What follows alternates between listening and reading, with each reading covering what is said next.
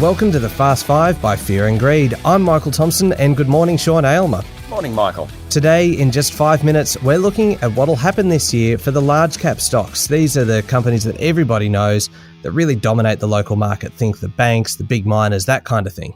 That's right. 2021 saw a few changes in the rankings of these companies. Westpac, for example, bounced around a bit, lost its position as the second largest bank. Plenty of action outside as well. Mining stocks moved around a lot. Roger Montgomery is the founder and chief investment officer of Montgomery Investment Management. Roger, morning.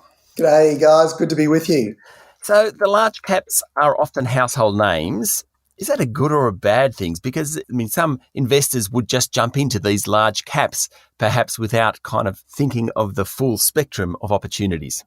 Yeah, look, one of the mistakes, if I could be so bold as to suggest that people make mistakes, one of the mistakes that's often made is that the bigger companies are safer. And it's not really true. You hear the word defensive bandied around quite a bit when it comes to large companies. And I think the only truly defensive company is a company that's growing. You want a business that's going to be bigger in the future than it is today. And your job as an investor, I think, is a fairly simple one. You just want to buy a business that you are fairly confident or very confident is going to be significantly bigger in 5, 10 or 20 years from now, and you just want to buy it at a reasonable price. The problem with a lot of the big companies is that many of them are mature. They've enjoyed that S-curve some time ago, that S-curve of growth. And so now they're at that sort of top of the S where it sort of flattens out. And really, then in order to make decent returns from these businesses, what you have to do is they have to make acquisitions. That's often fraught with danger. They have to make those acquisitions at a reasonable price to give their shareholders a good return. And they can sometimes management can sometimes succumb to the desire to grow by any means possible. And that can be dangerous and that can destroy capital. So there's some of the things that you need to be mindful of when you're investing in big caps. Okay, I just want to mention a few that over the past 12 months have done really well and kind of gone from the mid to more or less the big cap level. Aristocrat Leisure being one, James Hardie, South 32. They've all outperformed. Are they likely to keep running, or are we going to just keep seeing, because the market is, of course, full of banks and miners and big retailers, but those other ones, how do you think they'll perform? Well, we own Aristocrat, and so we've been very pleased with its performance. It's done extremely well, and that's partly because as it benefits from reopening, that process is taking a long time. So the anticipation around the reopening has been persistent, and that's really helped. We think the leadership in the big cap space will constantly evolve and change. But you're right to point out that businesses that start out small and become big are some of the more exciting stories. One that you didn't mention in that list that I think is really interesting is actually REA Group. Yeah. So REA is one of the highest quality businesses listed on the Australian market. It's up there with Reece and ARB, and there's a small bunch of businesses that CSL and Cochlear, another two. We think they're excellent businesses. But with REA, what's interesting about that business is that they have generated double-digit growth in their revenue and earnings over many, many years, despite the fact that in Australia, the total number of properties listed has been declining for about a decade.